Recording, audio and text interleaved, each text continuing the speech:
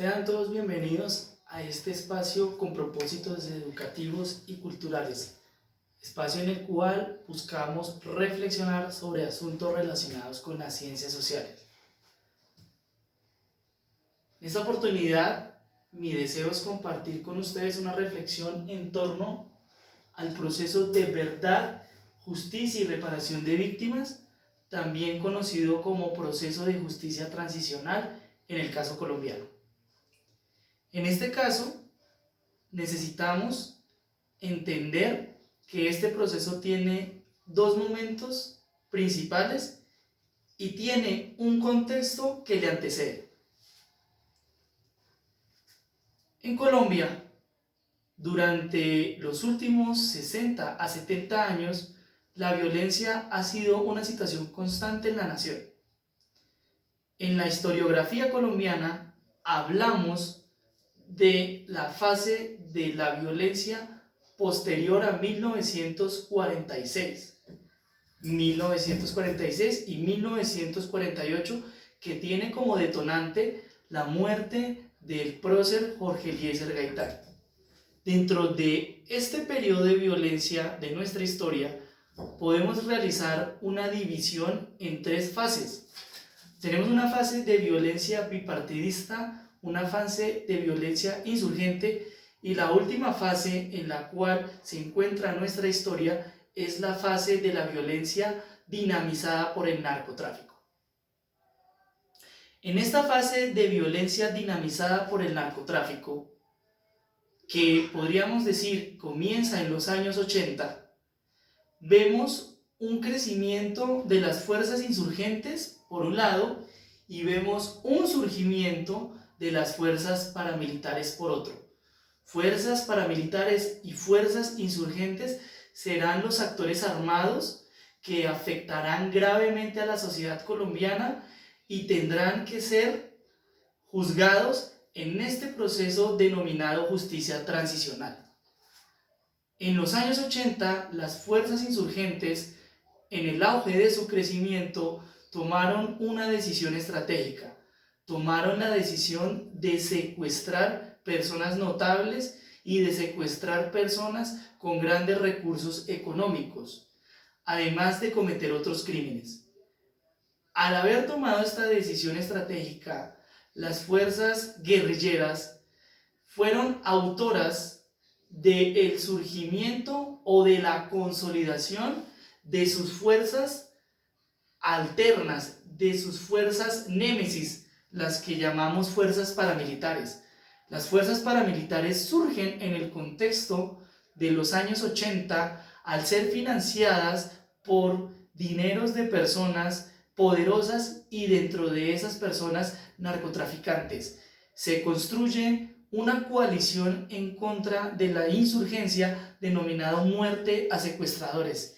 Y a la sazón de la construcción de ese movimiento, las fuerzas paramilitares reciben financiación, entrenamiento, organización, armamento y la llamada de parte de ciertos intereses económicos para empezar a actuar en la nación. Nuestro contexto de análisis es el contexto de la violencia colombiana a partir de los años 80. En ese contexto, a partir de los años 80, se van a configurar diferentes hechos en contra de los derechos humanos, los cuales configuran el sufrimiento que se quiere reparar en los contextos de procesos de desmovilización, sea con líderes paramilitares o sea con líderes guerrilleros. Ese será el asunto a resolver, la herida que buscamos sanar, violencia desde los años 80. En ese contexto de violencia de los años 80 se cometieron varios tipos de delito que luego serán comprendidos como hechos victimizantes. Conoceremos el flagelo del secuestro, conoceremos el flagelo de la tortura, del despojo de tierras, de la comisión de masacres, de la desaparición forzosa de personas. entre otros actos, como también los actos del terrorismo. Estos actos constituirán ese flagelo que necesitamos abordar, conocer y entender para avanzar como sociedad colombiana. En el año 2002, entonces, van a comenzar los escenarios de acercamiento entre grupos ilegales y el gobierno colombiano. La primera experiencia será la experiencia del año 2002, cuando en el gobierno de Álvaro Uribe Vélez inicia el proceso de desmovilización paramilitar denominado Justicia y Paz. En este proceso de desmovilización paramilitar van a hacerse los esfuerzos por iniciar los procesos de verdad y reparación de víctimas. Se habla de la verdad y se habla de la verdad para buscar que las personas entiendan lo sucedido. Dentro de este proceso participarán líderes paramilitares y de los testimonios de estos líderes paramilitares surgirán eventos que movilizarán la política colombiana profundamente, como el fenómeno de la parapolítica. Se conocerá el vínculo entre políticos y fuerzas paramilitares en un propósito de desarrollar una campaña de dominación política.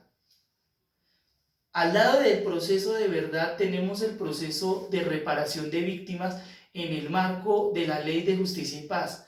Proceso de reparación de víctimas que busca reconocer quienes fueron víctimas de paramilitares y buscan generar en cierta medida reparaciones de naturaleza jurídica y de naturaleza económica. Lo que sucede con el proceso del 2002 es que tiene bastantes deficiencias. Deficiencias para el esclarecimiento de la verdad en el sentido en el cual hay intereses políticos tratando de entorpecer el diálogo fructífero con los líderes paramilitares. Y deficiencias en el proceso de la reparación cuando no se respeta lo pactado con las víctimas y hay un ejercicio sistemático de burla frente a los compromisos adquiridos. A las personas se les niega el acceso a las tierras despojadas. A las personas se les niega el derecho a tomar acciones jurídicas para su reparación. Hay un ejercicio de ocultamiento de los fondos y del dinero para reparar e indemnizar a las víctimas. Y hay un esfuerzo por desvirtuar la condición de víctimas en el contexto de la desmovilización del año 2002. La Ley de Justicia y Paz es el marco de estas acciones.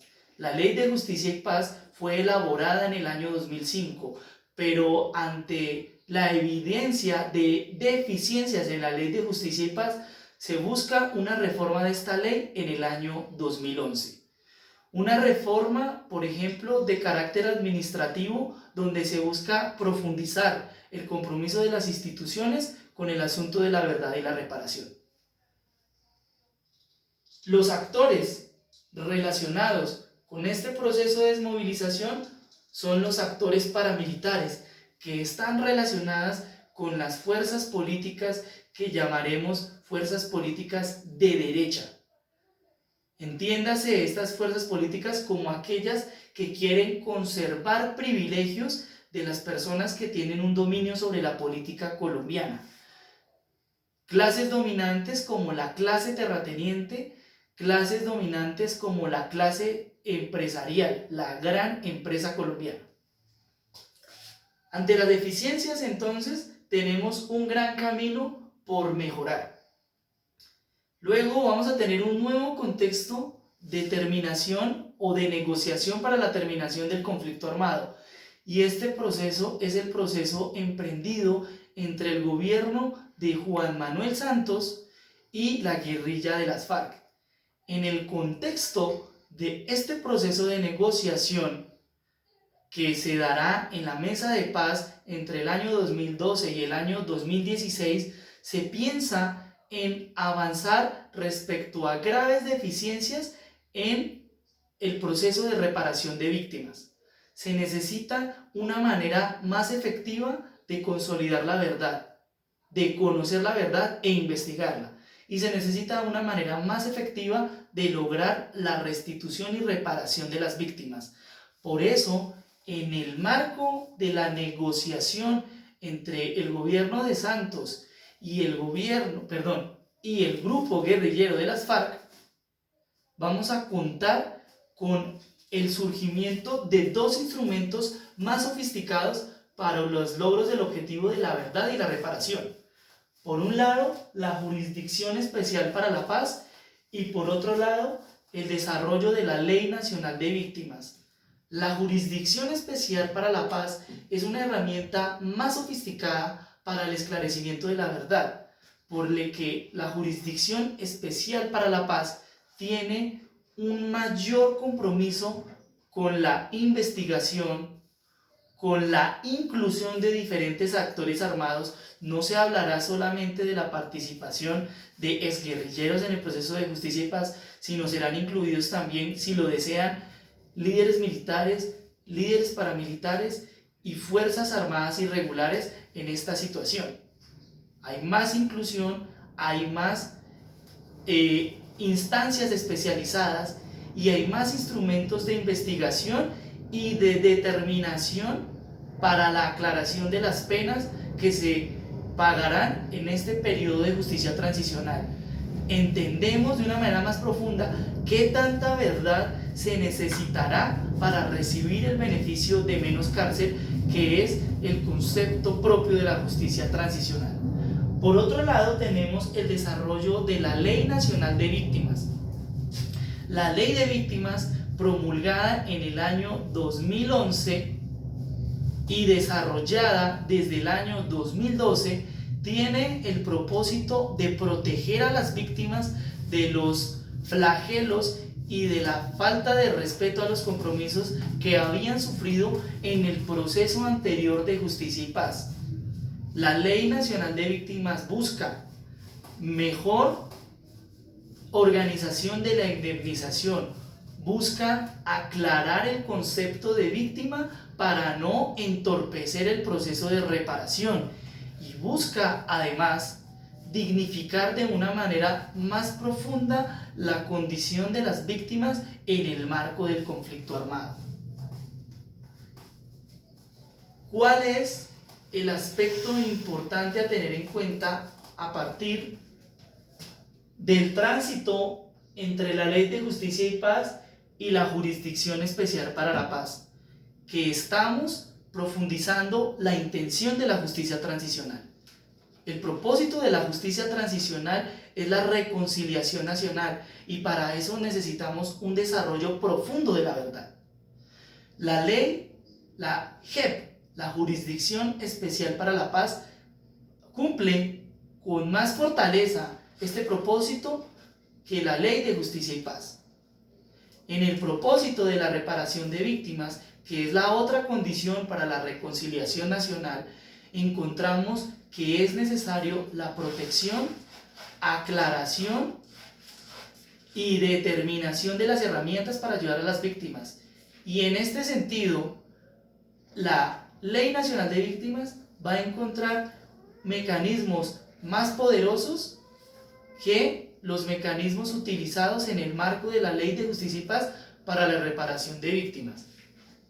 Contamos dentro de una de las grandes herramientas de la Ley Nacional de Víctimas con el desarrollo de la aclaración de los 13 hechos victimizantes. Al conocer los 13 hechos victimizantes, conocemos en qué condiciones y en qué contexto hablamos de las víctimas. ¿Qué logramos con la Ley Nacional de Víctimas? Entender quién es víctima, por qué razón es víctima y desde cuándo se considera que hay un ejercicio de victimización. ¿Quién es víctima? Toda persona que haya sufrido de actos delictivos que atentan contra los derechos humanos y de no reclamar este derecho, la víctima directa lo podrán reclamar familiares de primer grado de consanguinidad o familiares de segundo grado de consanguinidad o incluso personas que hayan sido afectadas en su ejercicio de proteger a otras personas de un posible hecho victimizante. Contamos con el esclarecimiento de quién es víctima. ¿Por qué razón es víctima? Porque sufre de alguno de los 13 hechos victimizantes, dentro de los cuales podremos pensar en actos terroristas, actos de secuestro, desaparición forzada, tortura, despojo de tierras, entre otros. Y además de eso podemos entender desde qué momento hablamos de un hecho victimizante, y con la Ley Nacional de Víctimas podemos establecer que un hecho victimizante se comienza a rotular como tal cuando sucede a partir del 1 de enero de 1985.